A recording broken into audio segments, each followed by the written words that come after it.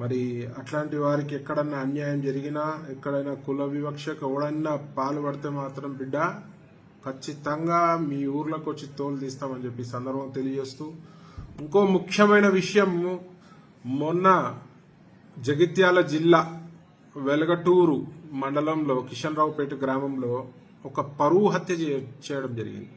మల్లేష్ అనే ఒక యువకుణ్ణి, మరి ఒక పెద్ద కులానికి చెందిన యువతితో ప్రేమలో ఉన్నాడని చెప్పి మరి మల్లేష్ని దారుణంగా కిరాతకంగా మరి చంపించడం జరిగింది. దీన్ని నేను తీవ్రంగా ఖండిస్తున్నా.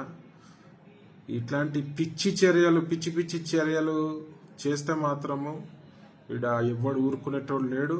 దళితులకు అందరికీ కూడా ఎల్లప్పుడూ నేను అందుబాటులో ఉంటా. దీనిపై పోలీసులు తీవ్రమైన కేసు కట్టి మరి అట్లా ఎవరైతే